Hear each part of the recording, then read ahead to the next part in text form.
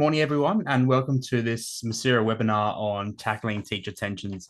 My name is Luke Harris, and I am the Media Officer here with the Media Centre for Education Research Australia.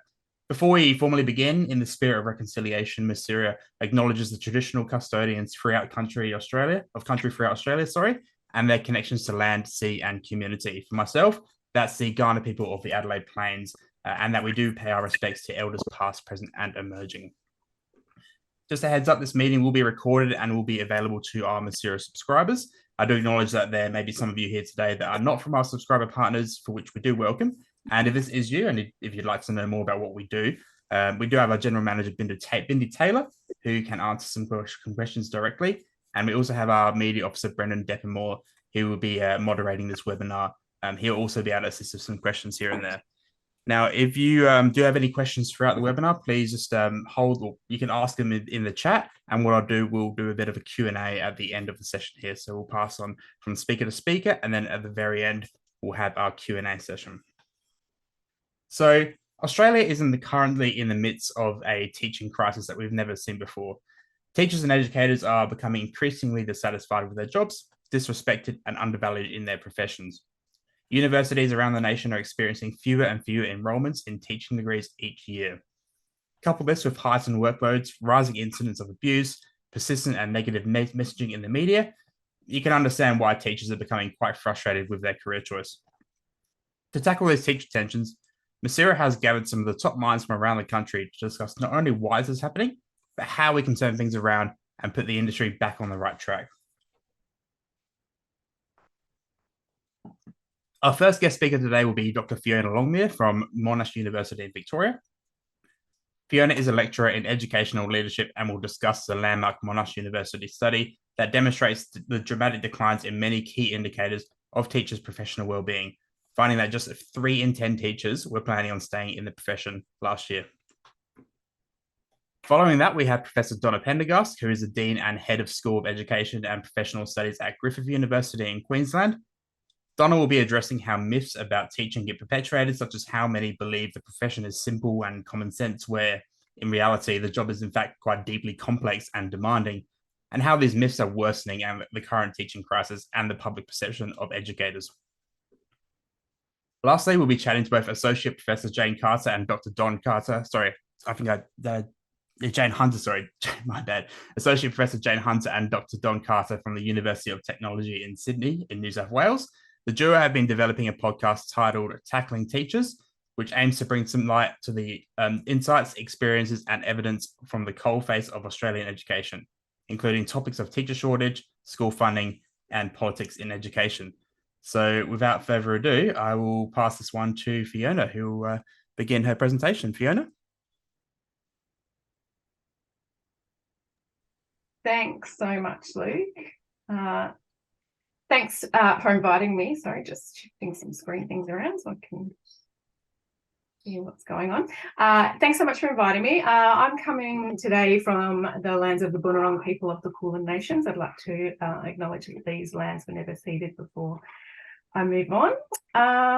Okay, so sharing with you today from our project, Australian Teachers' Perceptions of Their Work in 2022. This is a project that has actually been ongoing since 2019, an earlier survey iteration, but mostly today I'm talking about what we found last year. I'd just like to acknowledge my co-authors in this work who are listed there, and give you a little bit of background to start with. So we had about nearly 5,500 respondents to this survey that we did last year, representing all states and territories and all of the sectors across the country. The broader purpose of the survey was to better understand how teachers are experiencing their working conditions and how they are perceiving the profession more broadly. And importantly, we wanted to provide an avenue for teachers' voices to be amplified. And you'll notice if you look at our report, and the link is there if you're interested, that we've attempted to use participants' responses verbatim as much as possible in illustrating our findings. So to that end, I want to start with this statement that was provided by one of our participants. This was just one of the over 38,000 comments that we received, and it includes a number of the key tensions that we found repeated through the survey and that I think myself and my co-presenters will be touching on today. While you have a look at that, I just want to situate the study that we did in the broader social and political context of schooling in Australia. And we noted in our report that social and community expectations of teaching have expanded, and policy settings that centre results, competition and relentless improvement have shaped the culture of education across the globe, and certainly here in Australia. Okay, I'm going to start by sharing, I'm going to share a few bits of data from our report, but start by sharing this one about the intentions to remain in teaching. This one has been a bit of a headline finding, but I just want to unpack it and really foreground it in before I go on to the rest of the discussion. This is really because I'm contending that the current situation of teacher workforce shortages in Australia, that our primary focus of any policy response and action really should be on the ways that we can retain teachers in the profession right now. I think any efforts focused on attracting teachers or the ways that we prepare them are not going to be successful or have any impact until we can ensure that the workplace where we are sending these teachers is sustainable, safe, and rewarding for them. So the data that we got, as shown here, suggests that approximately 70% of respondents reported that they plan to leave or that they were seriously considering leaving. You can see that this included over 30% that plan to leave within 5 years, 14% who were unsure if they'd be able to stay or for what particular length of time, and 19% who responded other. Now, this group was quite interesting because when we went in and analysed the comments that they provided to explain their other choice, we actually found that almost 20% had either already left, were in the process of leaving, or had moved from a full-time position to a reduced workload because they weren't coping with the workload in a full-time role. So they were going to CRT or dropping back to part-time positions because of the pressures that they were facing. So that 20% is an interesting group. Okay. We asked about a few different kind of constructs and perceptions of how teachers were feeling, and this one was around how they felt they were respected by different groups within the public. So the first one there is kind of the overall respect, and about 30% of the respondents felt that they were respected for their work and their profession by the public. But when we break that down to different groups, we can see there that respect or sense of being respected declined kind of the further away from their daily work that the group or the stakeholders were. So parents, about 33% agreed or strongly agreed that parents respected their work, 51% agreed that students respected their work, only 17% felt that the media respected their work, and down to 9% felt that politicians respected their work. So we think that these findings indicate that teachers feel that there is a negative public sentiment towards teaching work. And when we unpacked their comments further, we found that they reported they felt undervalued due to things like wages and conditions, having their professionalism undermined by increasingly prescribed classroom practices and compliance requirements. And as well, they were dealing with regular criticisms in their work from media, from parents, and from politicians. Just a few other big bits of data. We had 46% of our 5,500 respondents who felt satisfied with their job as a teacher, with their role. This one is a really interesting one and was the most positive measure that we had come through in our data. 80% of our respondents agreed that they felt a sense of belonging to the profession. And that's a really interesting piece that we want to keep exploring, that even though they were struggling with their work, they felt really connected, or a real strong sense of identity that they were a teacher and that they belonged to that profession. And that could be a really interesting lever, we think, to explore about how that can help teachers be sustained in their work. Only 35% of the teacher respondents agreed or strongly agreed that they would recommend teaching as a career for someone to consider if someone was considering it as a profession.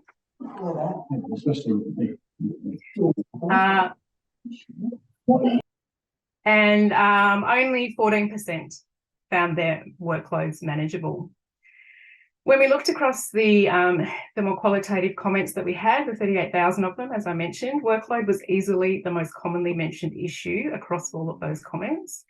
And this was around both the amount of time as well as the intensity increases in the work that they do. So, that idea of hard hours, so the really tightly packed, intensely emotional, complex work in each hour that teachers are doing. So, yeah, they spoke about the amount of time required to do their jobs, lots of comments about, time on weekends, time at nights, time away from families and so forth, but also explained that heightened intensity that came from increasing expectations, more demanding behaviours, and diverse student needs. And all of these things kind of seem to contribute to the sense of overwhelm from the workload. Of course, as I mentioned, there was overflow into personal lives, stories about relationship challenges with families, the indications of general reduced well-being, and even mental health, and certainly burnout associated with workload. We asked if participants were feeling safe in their workplace, and 75% or just over agreed that they were, which was great, but 1 in 4 suggested that they don't feel safe. We feel this is a really concerning issue and one that we're digging into a little deeper, because workplace safety really should be an expectation for all. The most prevalent reason that was given for safety concerns did relate to the behaviour of students, and respondents suggested that they were seeing abusive, aggressive and even violent student behaviour increasing and occurring more commonly in schools. The second most prominent safety concern when these participants described, what was making them feel unsafe was the behaviour of parents. And participants again noted that verbal abuse, anger and threatening behaviours were being commonly experienced. There was also mentions of things like constant communication, so being available on email at all times of the day and night, and also a trend of parents taking issues or concerns straight sort of over the heads of teachers to leaders and even to system personnel when they had a problem. We think that this trend was further related to an aspect that respondents were suggesting damaged their sense of safety. And this was that they didn't necessarily feel supported by leaders or policies or the systems within which they were working. So remember, we're talking about, these 25% who suggested they were feeling unsafe. They noted that negative behaviours of parents and students were often ignored, excused, or even at times validated by school and system leaders, and that this was having an impact on their psychological and physical safety, and of course their mental health and capacity to keep doing their work. All right. So some ideas for solutions. We asked our participants to actually suggest what might help and what would be solutions. And as you can imagine, there was quite a range of responses. When we looked at the kinds of indications about how to help with workload, things like more time, comments like workload pressures need to be reduced were very common and general. And unfortunately, we really need to come up with more innovative ideas and solutions. But what was interesting, I think, when we dug down into these were the underlying kind of principle behind it was to enable teachers to have more time to do the key aspects of their work that they feel they value and is important and that brought them to the job. This is particularly, we think, around the opportunity to develop strong relationships with students, to facilitate their learning, but also students' general, well-being and health and so forth. So things like extra time, smaller classes, and even when calls for extra support were often around specialist kind of teachers who had or expertise that could help support the complex needs of students that they were working with. So some interesting kind of underlying ideas there.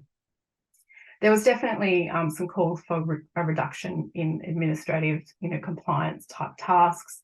Lots of comments about the increases that they were sensing in terms of having to report on everything that they were doing every day, and how that took away from their capacity to engage in those probably deeper and richer parts of their role. Around their safety, there was comments around needing, stricter guidelines, higher expectations, clearer processes, procedures, management of behaviours that were, damaging their safety and the safety of others in their school, other students, other educators as well. So some more conversations I think need to be had around that piece as well. And again, the call here for more staff with expertise, psychologists, all those kind of specialists that come to be able to support, complex needs of students. When we looked at the solutions suggested around improving the respect, trust and appreciation for teachers, it was around ways that we can show that we value teachers in our public discourses. So more stories that celebrate the work that teachers do in public forums, in public conversation, some measures that show that we trust the profession, that we trust that our educators are highly trained, expert, and working hard for the needs of their students. So some sort of reduction, aligned with that administration and compliance piece. And the other comment was often around fair recognition for the hours that they put in and the complexity and challenge of the work that they do and the importance of it to our communities. And I'll just finish up by saying that I think a really important part of the solution is listening to teachers. We know that the inclusion of teachers' voices in policymaking can really help to diversify and innovate in terms of responses. And as well as giving those broader options, it also shows that we value teachers as experts in their own work when we bring them to the table and gives them a sense of agency and activism in what they do. One example that I just quickly wanted to share is to talk perhaps to that group of teachers that I mentioned earlier who have reduced their workload. We suspect that there's actually quite a large resource pool of teachers who are on the fringe and hanging on through part-time work or options that are not fully mobilising their capacity to teach. And so let's talk to them. What is it that they need in order to help them and, really come back to the workforce in a full capacity? Do they need flexibility or more training or childcare options? I don't know what they need, but I suspect that they've got some pretty good ideas. So by having these discussions, I think that we'd find innovative and practical responses and also, as I said, show teachers that we value their insights and their expertise and that they are appreciated by our communities. And move along. Hang on. Sorry, thank you all very much. And if you want to check out the report, there's the link again, or feel free to contact me. Thanks. Lovely. Thank you for that, Fiona. And I think it's quite very alarming evidence that you've presented there as well. I certainly know my partner, who is a teacher, she comes home and sometimes she's got parents giving her emails at 10 o'clock in the evening trying to contact her about what happened at school that day. Or it's a very demanding workload from a partner of a teacher, basically, from what I experience. Just a reminder as well, we do have some questions in chat. We will leave them to the end of the presentations today. But if you have any questions throughout, just feel free to send them through. And we'll get to them at the end of the presentation. For the next person, I'm going to introduce Donna to the stage. Donna. Thanks so much, Luke. And fingers crossed that everything works well here. So can I just check that the screen sharing? Yes, we can see it. Fantastic. Hello, everyone. It's great to be here. Thank you for the invitation. So I'm joining you today from the beautiful lands of the Kurumba Mary people up here on the Gold Coast. My presentation follows on nicely from Fiona's in that it's very much about giving teachers voice and giving voice to the broader ecosystem of teachers and their work. So looking at organisations that support teachers and represent teachers, and also to students who are undertaking initial teacher education, academics involved in the teaching workforce. And so sharing with you a little bit about some of the work that we're doing. Luke introduced me as the Dean and Head of School of Education Professional Studies here at Griffith University. I've actually just changed the role. I'm now Director of Engagement across the Arts Education Law Group. But in this role, as Dean and Head of School, we annually present a summit, and that summit is the basis of the conversation that I'm going to have with you today. And we've had 8 summits now. This is our annual event. And the focus on the summits is something that's important to teaching and teacher education. We decided that it was important to try to do something at a summit rather than just to find out information or to present keynote speakers or, various events of that kind. So our summits have been very topical and quite challenging. So we work on bringing together a group of people who organise this event, representing across all of the sectors, and together identify an issue that is challenging and needs attention, and then bring together a whole activity or a summit to address that. I'm going to present to you about 2 of the summits. We've now had 8 of these. We had a gap in 2020 for obvious reasons, but the 2 that are relevant today to the conversation are the one that was held in 2019, so planned from 2018, and it was simply called A Focus on the Teaching Profession. The second was in 2022, post-COVID, when we realised that we really needed to focus again on what is this new world that teachers and the teacher profession are in, and what do we need to be rethinking in this particular area. Other topics that we've covered are things like, creativity, the teaching of early reading in children, et cetera, So just to give you a sense of the other summits that we conduct. So a little bit about the first one back in 2019. So, of course, teacher shortages, dissatisfaction, media representations, all of the things that both Luke and Fiona have reported, the challenges around respect are not new, and they actually are long-standing issues that have been challenging the profession for some time, and hence our focus back in 2019 on the teaching profession. And what is it that we can do as a collective to address some of this and to take a futures orientation? Our summits are always called Creating Futures, and they're always about what do we do about this, not about simply talking about the challenge that exists. So what you're seeing there is a copy of the communique, which there's at the end of this, there's a link to if you want to know more about it. We had 241 delegates at the 2019 conference that had that really broad, and I'll tell you the purpose in a moment, but a really broad approach to creating the future of the teaching profession. What can we do to make this a positive story around wanting to be a teacher, about the teaching profession? And you'll see there the spread of our delegates. It was an in-person only event, and we host these events through our network. So people indicate an interest to attend. And so you'll see that's quite a spread of delegates. And as I said, an in-person event for that first one back in 2019. We get people busy. They're really active throughout the whole day. It is not a conference. It's not about listening to people. It's about being very provocative, setting challenges. We actually get people to vote. We create lists. We then moderate those lists. What's the most frequent response? Let's now vote and see where we get to. So that at the end of the day, we have walkaways for people to actually know and be able to do in their environment and their sphere of influence. So we set out on this particular summit to look at the way we can reframe negative perceptions of the profession and of teachers' work. So what do we do in terms of enhancing the status of the teaching profession? We started off by creating an image wall of the desired future for the teaching profession, and some of the words and ideas and themes then came up with a statement about what does our future teaching profession, how do we want it to be represented in the community? What does it look like? How should we be positioning ourselves? Then we came up with strategies about, what's the most important strategy? So to enhance ITE at universities. What about to increase retention in early career teaching? And what about public profile? And I'm going to share the findings of those.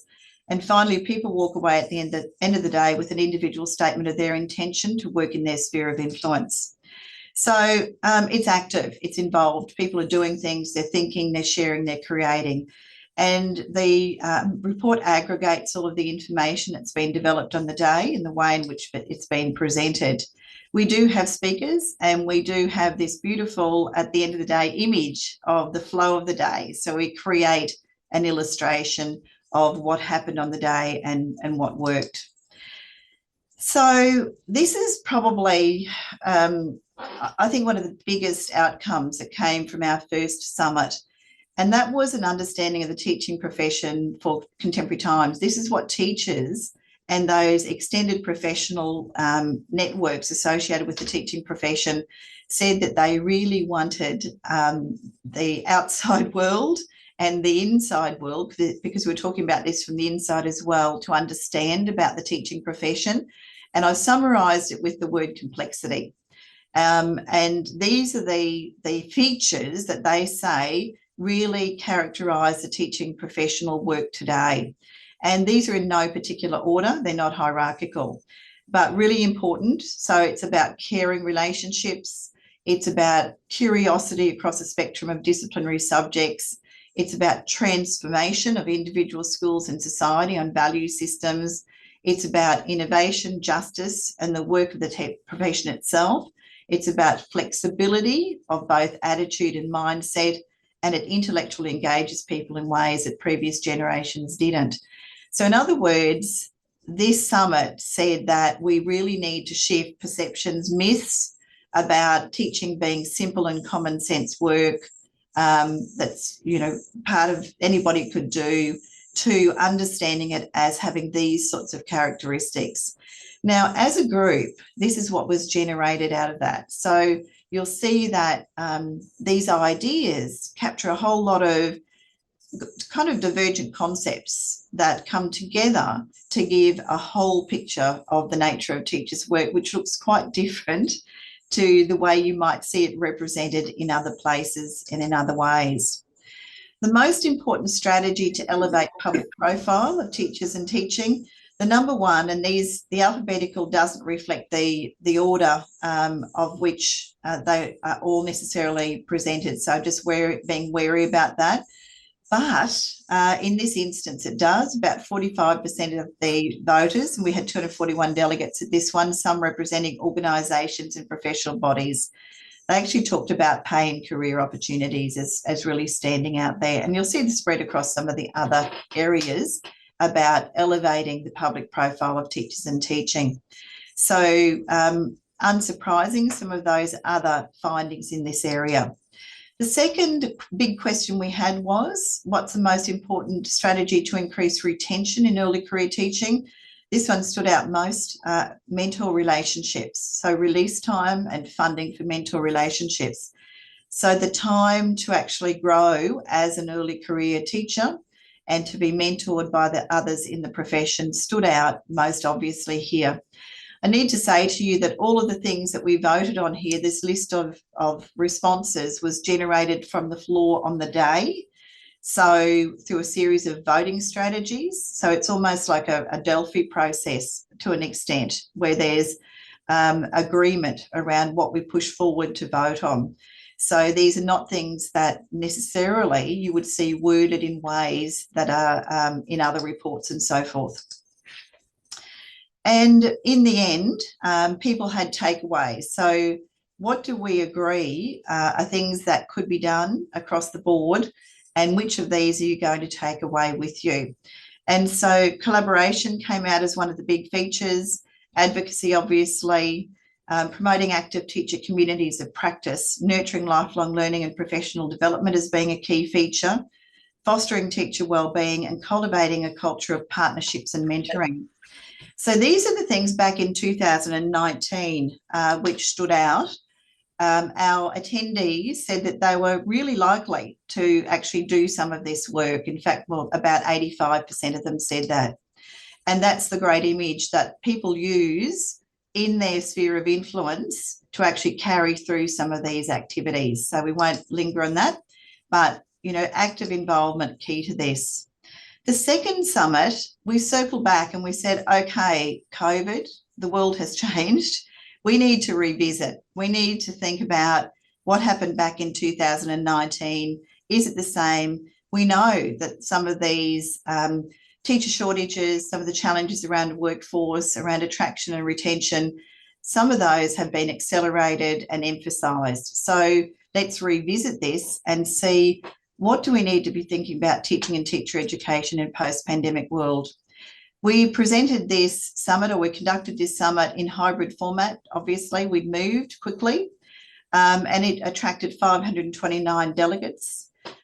we were very interested to see that we had 100 organisations attended there, so people representing their organisations around Australia.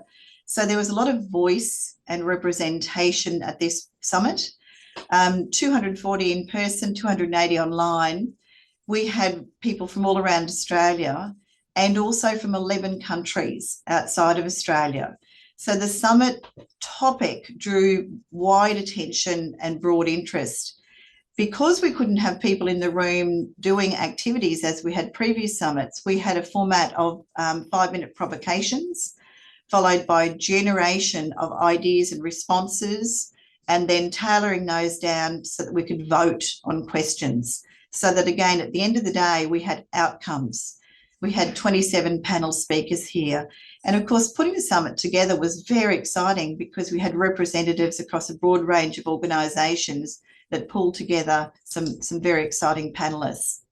So very active, very involved. Our Twitter feed, in fact, on the first one, I think it was, we're actually #1 Twitter handle of the day in Australia. So pretty excited to receive that. Again, high standard, high level summit event that made this happen. Sorry, but I need to go down here to progress this. So these are the questions we had for Summit 2. What have we learned as educators, students and members of the community about the profession? What do we want to stop doing, keep doing and start doing? And we used a series of provocative questions to come to the outcomes associated with that broader question. So big event, lots of technology, people providing responses and ideas. Some of our keynote speakers were, of course, beamed in. So we had the best around the world attending this one. Across the board, we had some outcomes that align with what some other evidence tells us, but we have one really big outcome that we identified from this event. What was most challenging for teachers? Wellbeing. It stood out as being the critical one, and that's for teachers and for students. Then we had that there's a need for change in mindset and in the skill set that teachers have. So there's an opportunity here for us to do things differently.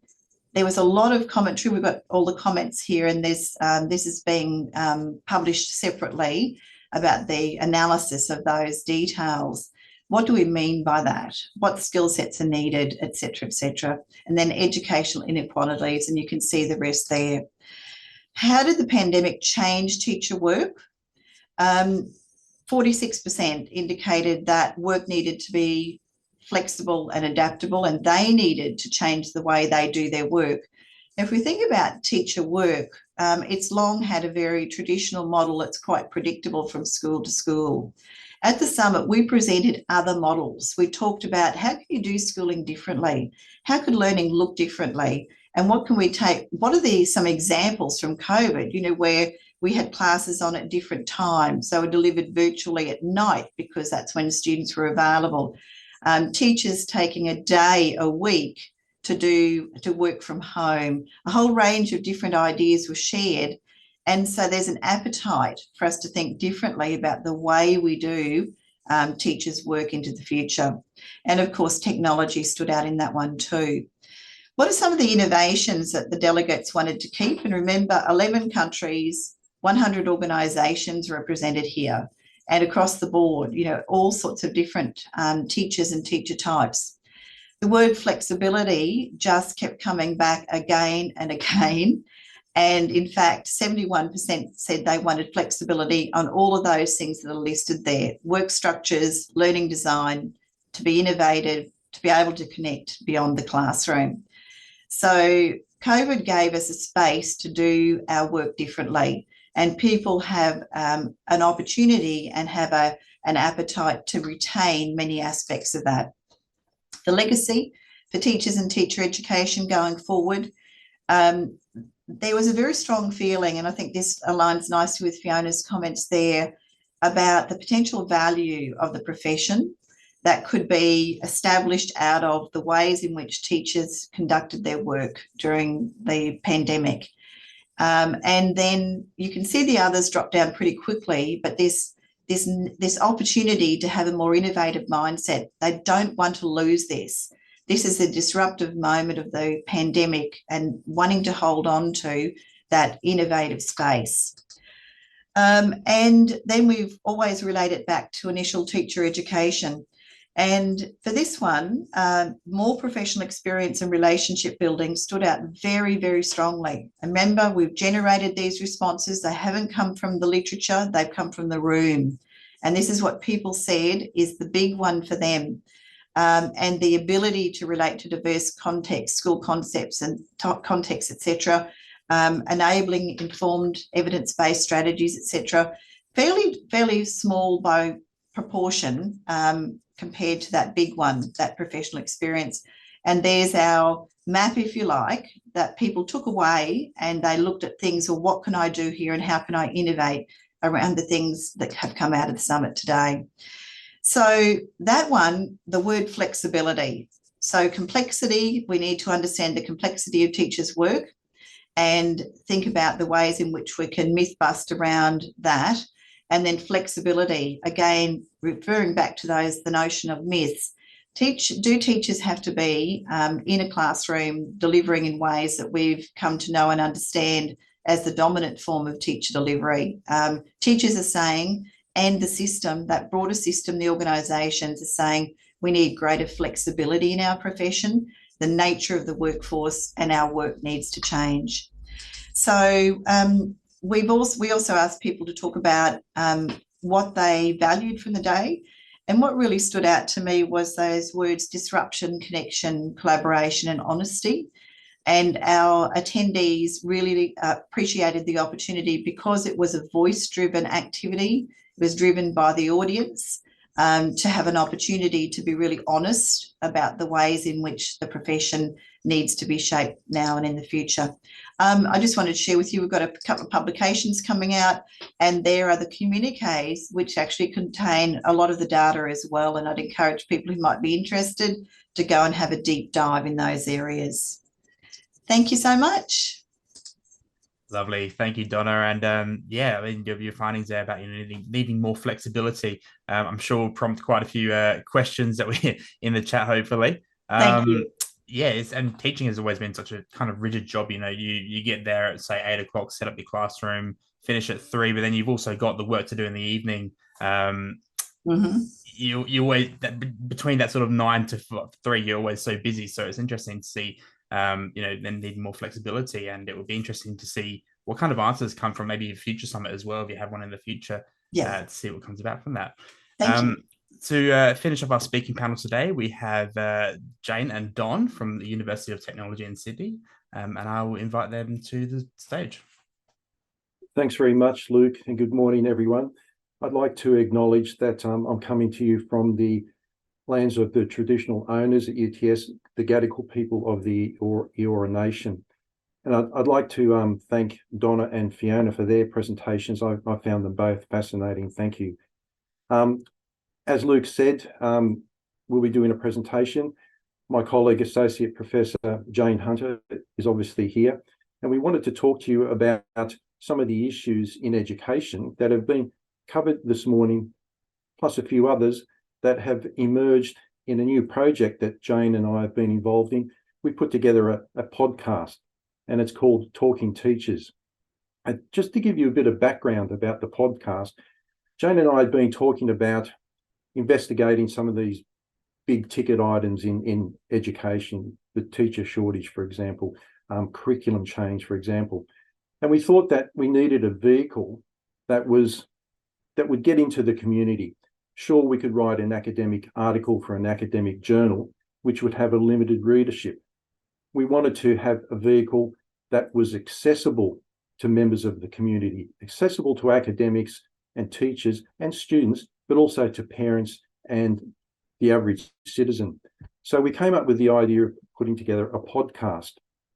And the podcast was released on the 30th of March at UTS. And we were lucky enough to have Sarah McDonald from ABC Radio launch it for us. And as a result of that launch, we've had, well, within the first couple of weeks, we had quite a few hundred downloads of the podcast around Australia and internationally.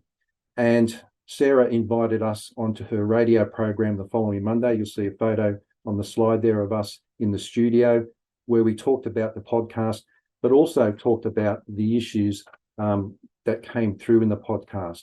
So we had 6 guests. Thanks, Jane.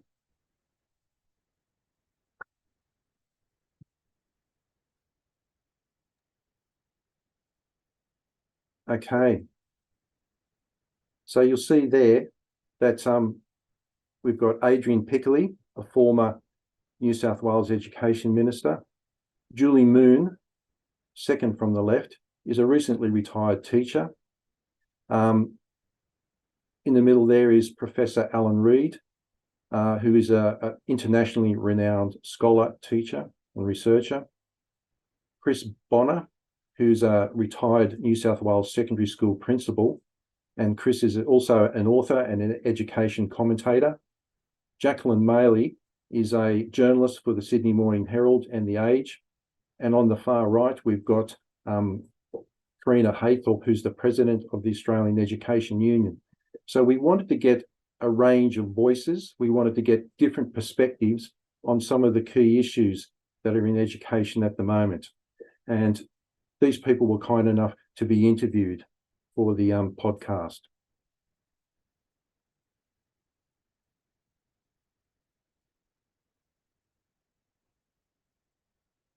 Okay, thank you, Don. I just wanted to show you. So each of we had, as I said, the two of us doing a duo and one talent.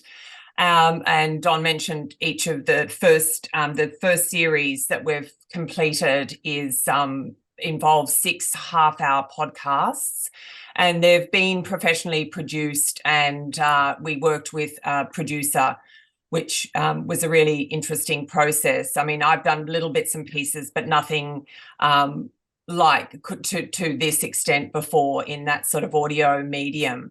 So we, across those 6 speakers that we interviewed for a half hour each, and this goes to the website. So if you just put in UTS Talking Teachers, you'll see the website. And I've just taken a screenshot from one of them, which we were lucky enough to interview Adrian Piccoli. And we had a theme for each of the podcasts, but they were all really front of mind was this idea of, what are the current challenges, and let's come up with some different solutions that are not being aired in the media. So what was also helpful was not only did we have transcripts available, so the data for each and every interview is available as a download, so people can use that in various ways. But we also had show notes which showcased our colleagues and others' work in those areas, and that can be added to as an iterative way of collecting references and work that people are doing. So we covered off on these areas around a voice from the classroom and looking at the media, because we believe that the media has a key role to play in turning a lot of the challenges that we're currently seeing. And you have people like Nicole Mockler, for example, who's done that corpus linguistic analysis, which really demonstrated how poorly many sections of the media actually perform when they report education and schools. So Julie had a lot of really terrific ideas as a voice from the classroom. We were also able to pick Alan Reid's brain, which was fantastic, for half an hour. And, both Don and I felt that if politicians or ministers of education could just hear what our talent was saying across all of them, or if not one of the podcasts, it would really serve to take forward, especially Jason Clare and our premiers of each state take forward ideas in this space.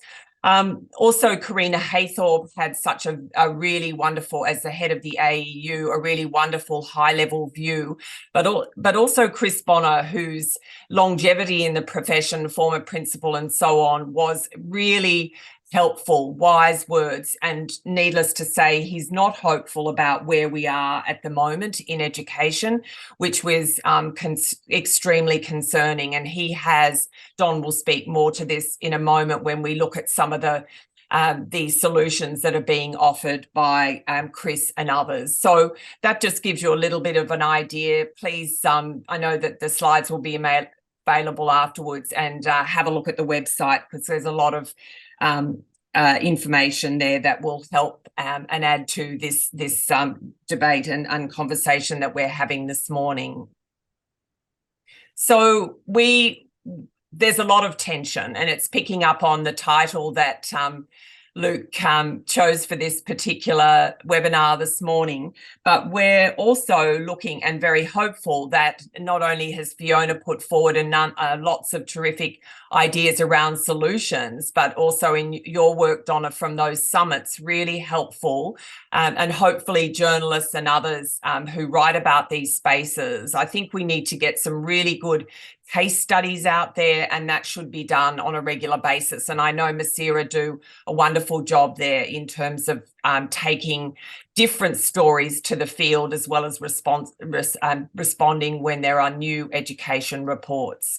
So I'm just going to hand back to Don now, who's going to go through some of the, there were many solutions offered in each of those half-hour interviews which we did with that selection of people. And I've just got some quotes here from those interviews, and Don's going to speak in more detail about that now.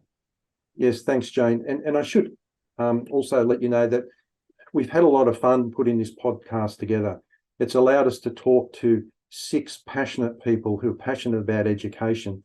It's allowed us to work with a producer who really knows his stuff. It's been a lot of fun, but it's been a lot of work.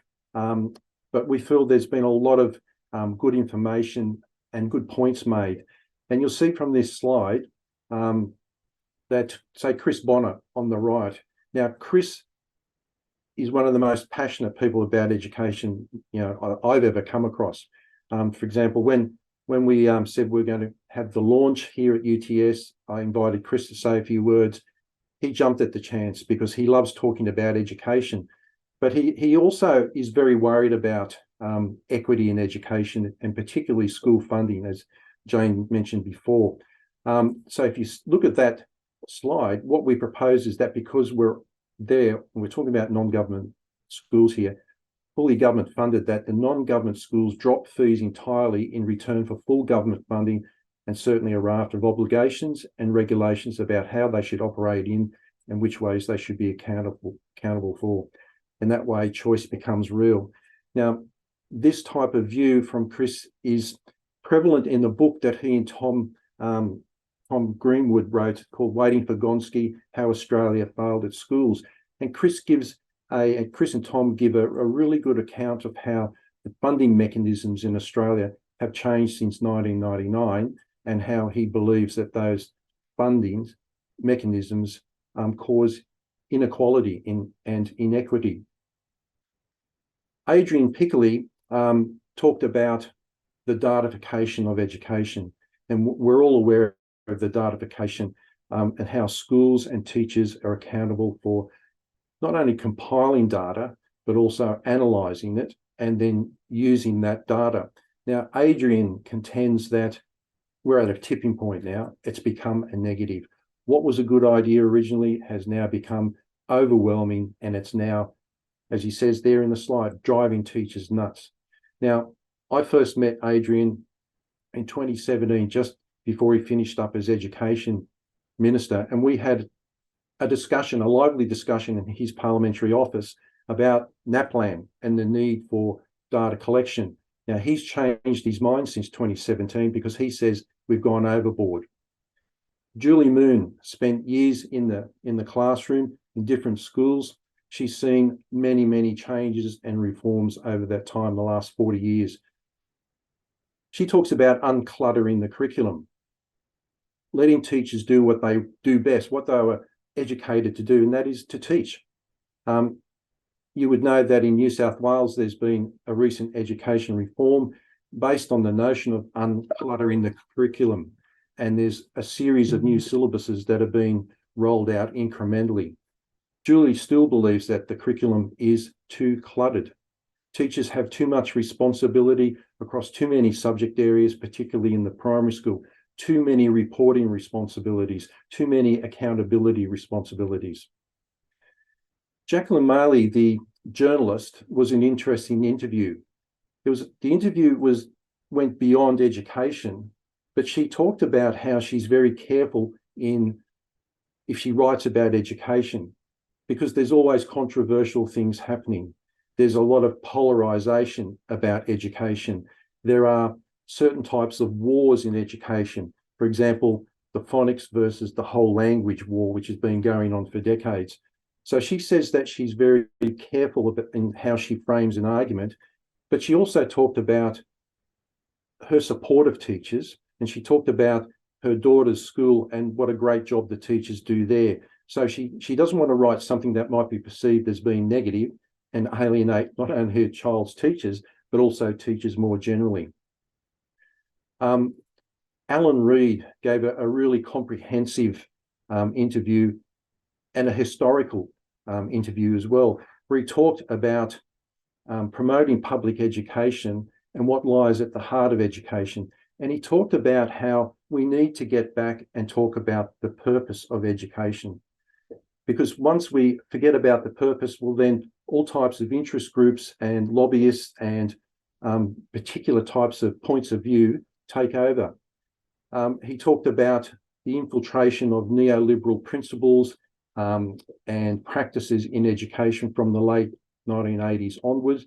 And he talks about how that has distracted us from what the aims of education should be, and so that the aims become improving test results, NAPLAN results, PISA results, etc. It's a distraction. And we also had Karina, who works tirelessly for teachers around Australia. And she talked a lot about how important, obviously, the role of teaching is and the great work that teachers do, but also talked about her ongoing battles with education departments and state governments and federal governments to promote teachers properly in a positive way, to recognise them for the work they do, to improve teaching conditions, and obviously pay as well. So what we had was different voices talking, but there was a lot of overlap because they were talking about some of the big issues that are still with us, that still need to be resolved. Worthwhile listening to, a lot of fun for us to put together. Back to you. Thanks, Jane. Thanks so much, Don. It was a lot of fun. It was a lot of work. I mean, a half-hour interview program from top to tail doesn't sound like a lot, but it proved we were thinking, oh yes, this will just be a bit of a walk in the park. Well, it wasn't quite like that, but we're really thrilled. We have some money to do a second series, and we have a commitment from 4 out of 6 new people, including the Federal Minister Jason Clare, for half an hour. So we're really excited about that. So it is a way to get the message out. The media pickup on this has been quite extraordinary, and being able to do live talk back for 25 minutes with Sarah McDonald on the Monday after the launch was excellent. And she's a really terrific person on the ABC in Sydney that has a huge sympathy for the current circumstance of teachers. And it was wonderful to be able to speak to her and then use the platform that she generously gave for half an hour on morning radio, which was great. So I just wanted to leave we've finished a little bit under time, so I think that's a good thing. If people are interested, there are Don and mine contact details, and look forward to any questions now across the 3 different presentations. So back to you, Luke. Thank you. Lovely. Thank you very much for that, Jane and Don. And very insightful presentation on your podcast that you recently launched. And I'd like to see that on your side, you've got Watch Out for Talking Teachers Series 2. So certainly sounds like it was very successful, and a second season successful to come. Fingers crossed, basically. And what I really like about it as well is the podcast. It's such a accessible format for many people, and it's not something that you can, you don't have to sit down and read it. You can be on a bus, or you can be driving, you could listen to it, and it's in very bite-sized sort of sizes, 30 minutes each, with lots of informed sources. So absolutely, certainly very academic. While we've got you here, guys, we'll probably get into some questions. We'll start from Simone's question here. Could this work be linked more closely to Fiona's findings about the need for teachers' voices to be more authentically listened to and heard? The voice in the classroom would be really valuable in this regard. Sounds great to me. I was just going to say, while Jane and Don respond, that I think these other presentations have shown there is really great work like amplifying teachers' voices. It's about where they are then actually listened to as well, I think, that becomes interesting. So making sure that our systems and our policymakers are hearing those voices and feeling some responsibility for what action needs to be taken, rather than just always, listening to teachers and then expecting them to go back and implement the solutions themselves, or the schools to implement the solutions. So I think there's that, that piece is really important, and Jane and Don seem to be, and Donna as well, that session was amazing. So, so much good stuff happening. We just need it to be heard and listened to.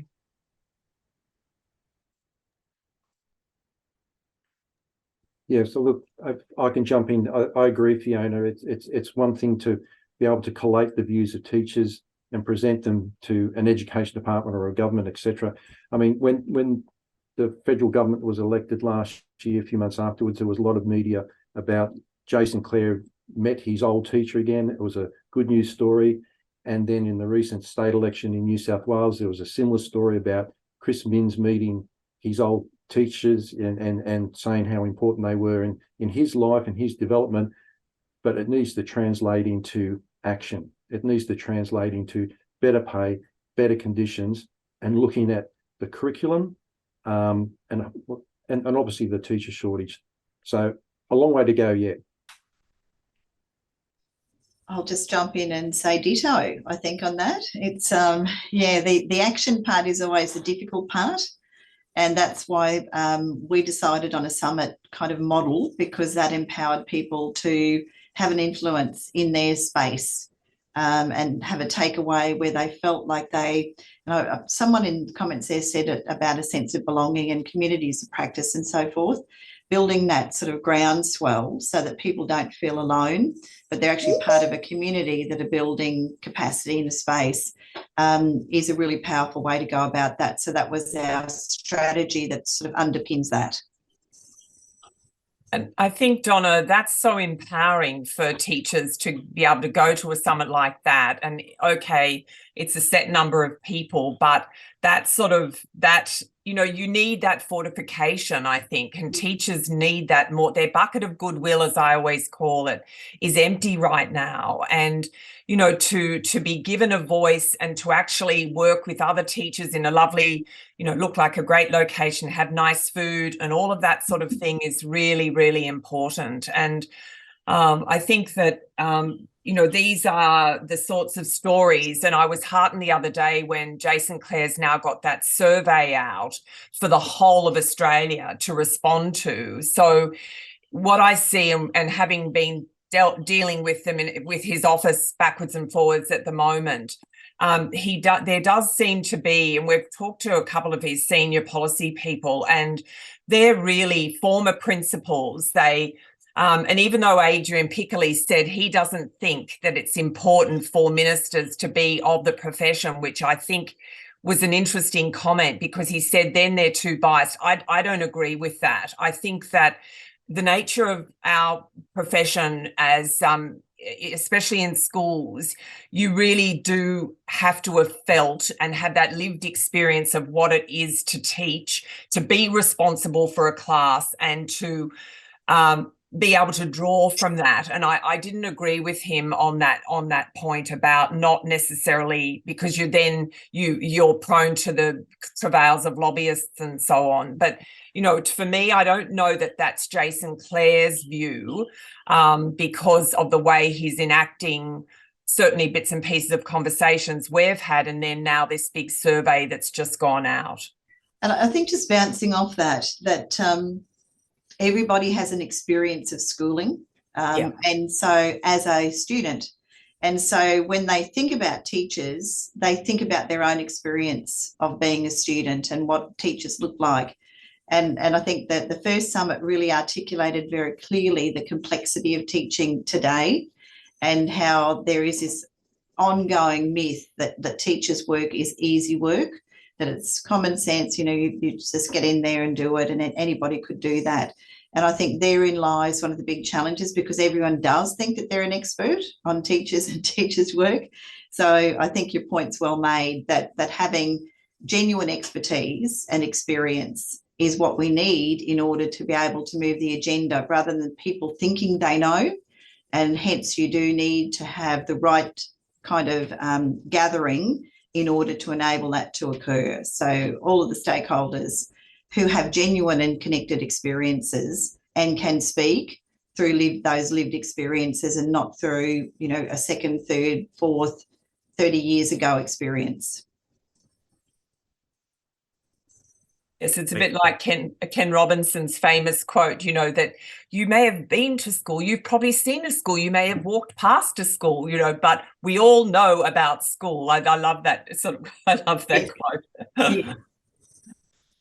Alrighty, I think we might go back to the top of the questions. We had a question from Simone to Fiona. Is it possible that the sense of belonging / identification is contributing to the feeling of unmanageable workload and feelings of stress, impacts on mental health and well-being, and burnouts? Yeah, interesting question. I'm not quite sure that I'm getting the gist of it, but I think we are thinking that sense of belonging and connection to the profession that people feel, which we know from research comes from the kind of drivers that lead people to choose teaching, are usually very innately values driven and purposeful kind of reasons that people take on the profession. So they're really quite committed to it, you know, when they make the decision to go into it. And that then, drives their connection, I think, to the work that they do and to others in the same work. So we actually think it's possibly kind of almost a protective factor in some ways. And we could think about that more deeply in terms of how can we facilitate that feeling more. One interesting thing that I didn't bring up, but that we are noticing in our data, is actually that the people who are reporting that they intend to leave in the greatest numbers are the teachers between 6 and 10 years in the profession. So there's something we need to dig a bit deeper into, and we'd like to do some more investigation into that. But there's a lot of discussion around the first 5 years and the dropout rates, you know, in that early career stage. But actually, there's a sense in the data that we're getting that people are kind of feeling a bit supported through that time, and still having that sense of passion and drive and commitment to the profession, but that's getting worn down by the kinds of conditions that they're working in. And as they get up into that mid to late career stage, they can't hold that protective factor, perhaps, of which is belonging and that driver that took them to the profession in the first place, in balance with the challenges that they're experiencing in their workload. So there's a bit more to understand there, and my colleagues might have more insight into that as well, but that's what we're noticing and really interested to kind of dig a bit deeper into.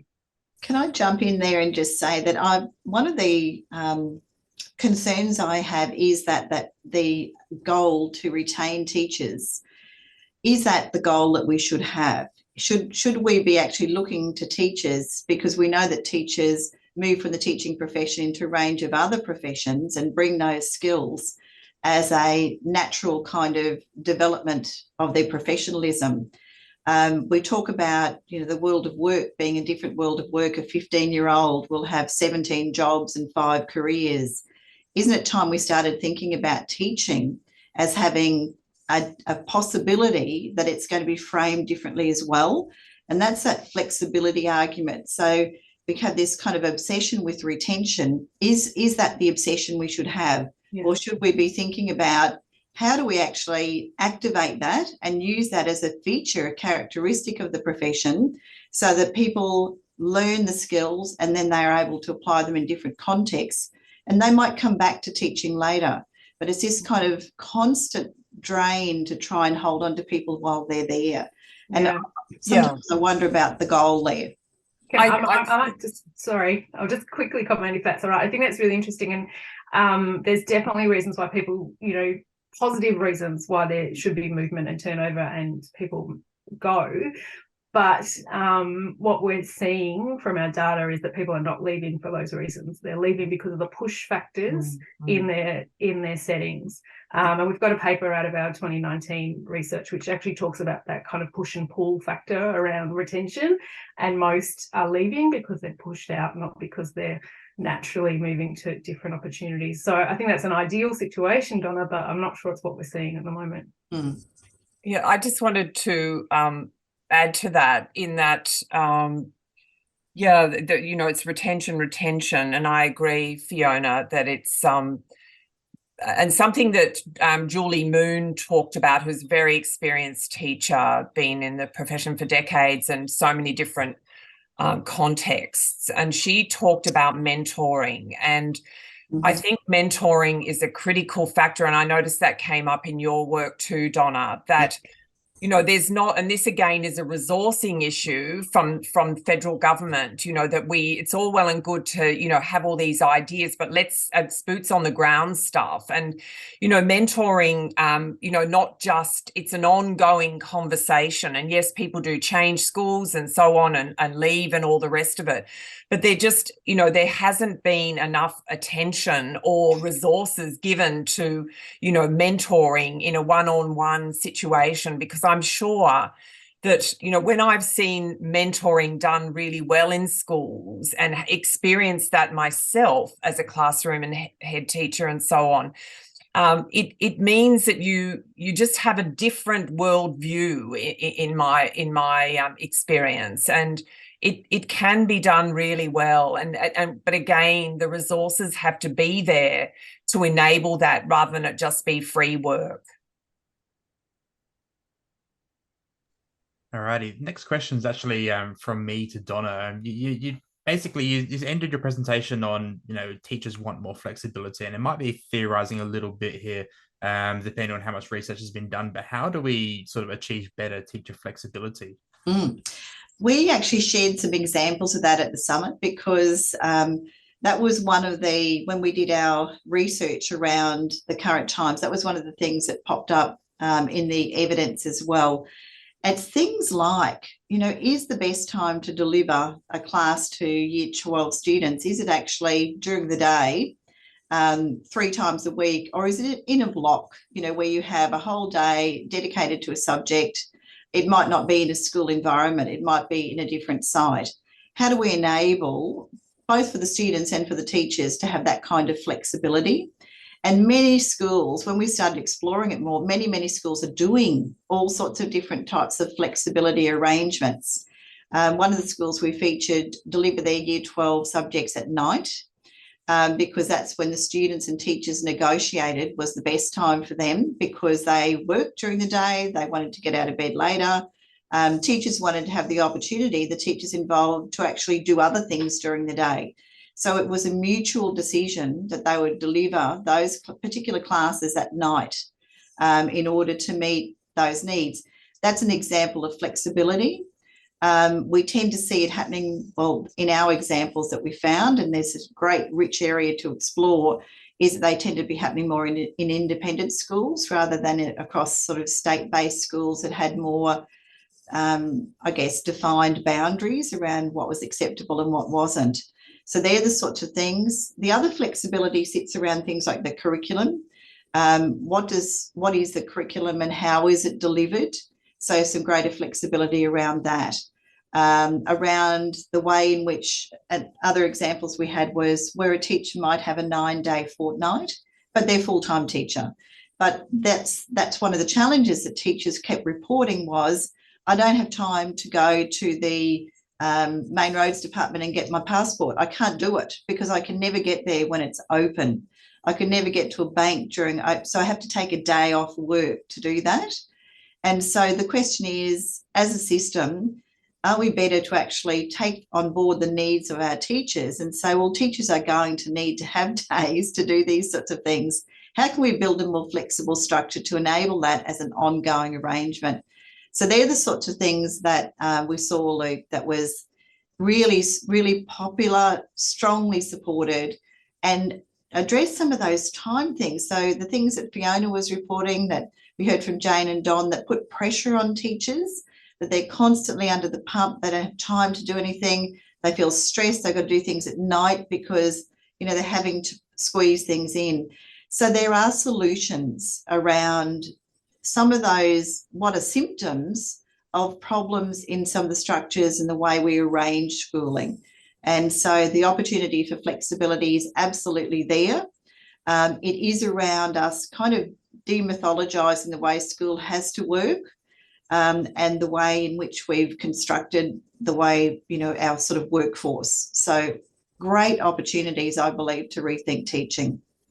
Yeah, that's very interesting. As someone who was in year 12, you know, circa 10 years ago, basically, having classes at night would have certainly helped. I was always quite a late person, still am.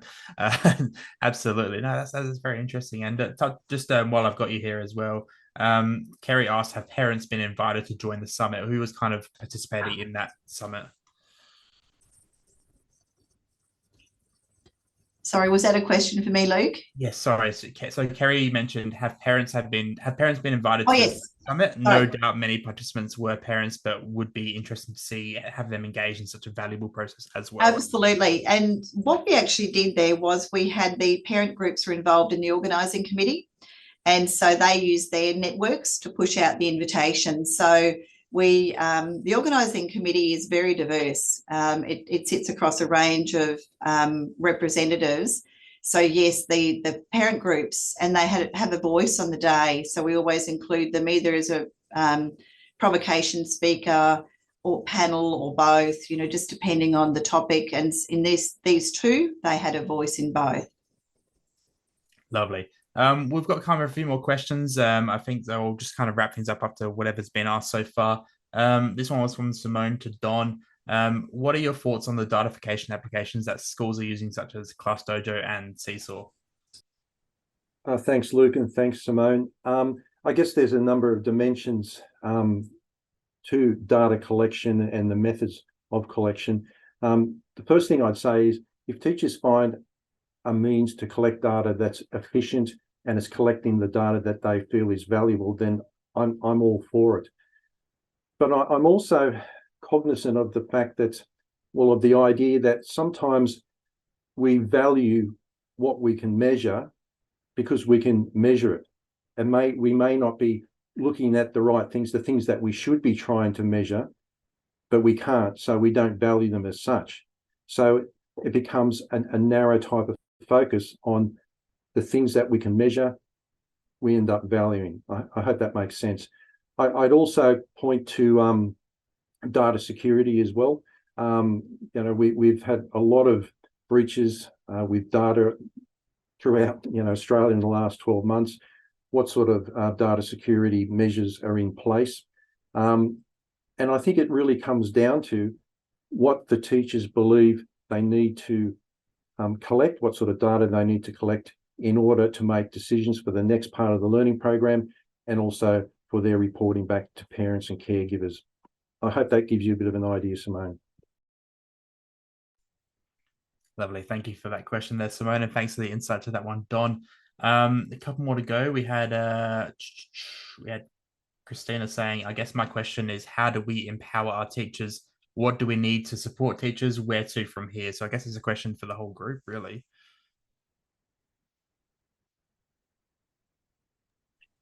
I think we also, something I think we need to do much more overtly in initial teacher education is to talk about the political domain of teachers' work. And because it seems to me that often those conversations are never had. So I guess when we're talking about, in my experience over many, many decades now, is that though pre-service teachers have said to me they don't want to think about the politics, but I actually think they need to be activists and voices for themselves, and never more because there's just the lobbyists, the counter forces are so vast.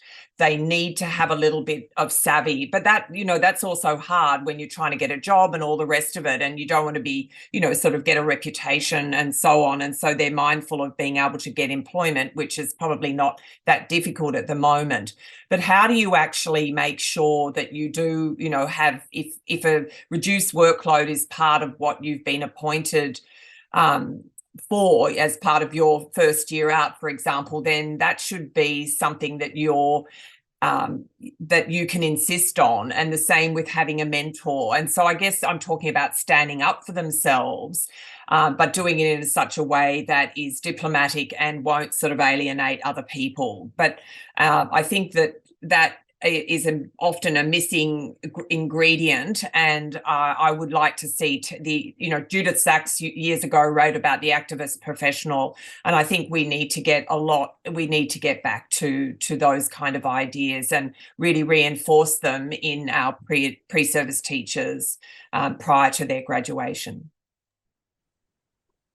I'd agree with that, Jane, totally.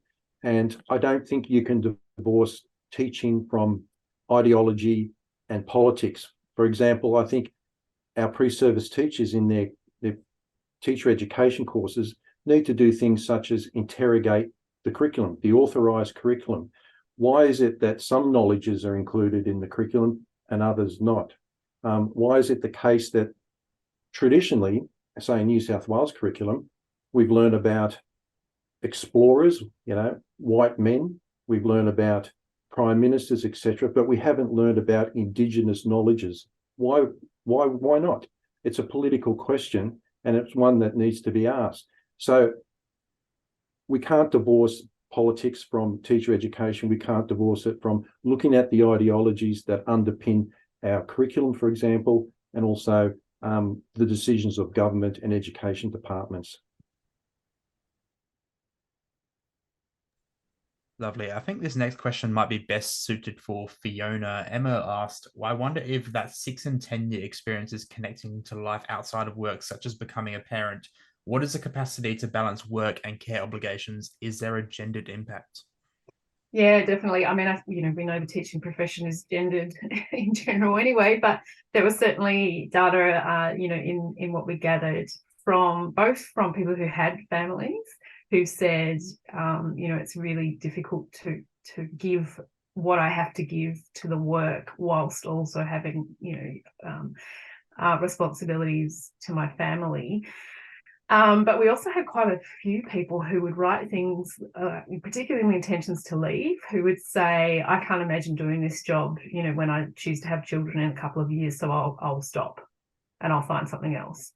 And although that's something that I think anyone, in a workplace, any woman or carer who is having, thinking about having a family needs to consider in their work, it seems to have a pretty big impact in teaching. And I think it goes to the kinds of things that, that Jane and Donna and Don have talked about, that we need more flexible options, because there's all this incredible expertise and experience and talent that we're not able to, cultivate and keep in our profession because of, these heightened expectations and excessive kind of, expectations and workload on them that mean, it's not reasonable that a person can't do their job and balance their family life, in my opinion. And we need to find better ways to be able to make that happen in education, I think. And while we've got you there as well, I think Simone's other question here might be best suited to you as well. I understand that we commonly see belonging/identification as a positive and protective factor. However, what if it's actually the reason behind what causes teachers to become exhausted, overwhelmed, and stressed? are teachers identifying too strongly with their role and their profession? Yeah, it's a really good point, and I agree. I think, we see things like the discourse around moral purpose in education being mobilized in ways that take advantage is probably too strong a word, but they're mobilized in ways that encourage people to bring more of themselves than perhaps they would otherwise, I think. And yeah, I think when we get to that kind of level of teachers feeling, I'm doing it for the kids and I'm putting this extra time in because I care about the kids. And if I don't work after hours on the weekend, it looks like I don't care for the kids. And there is certainly, I think that is a big part of what happens in teaching. And it's certainly something I think we need to keep talking about and questioning. And it goes back, I think, to the conversation around empowering teachers. And, that is such an important part of it. And their voices and their experiences being shared is really valuable, but we have to be really careful that empowering is about empowering and about enabling teachers to be activists for what's right for them and what's right for their communities and their students, without responsibilizing them to find solutions for things that are not within their realm of possibility. And that's, I think, again, where that sense comes in to some degree.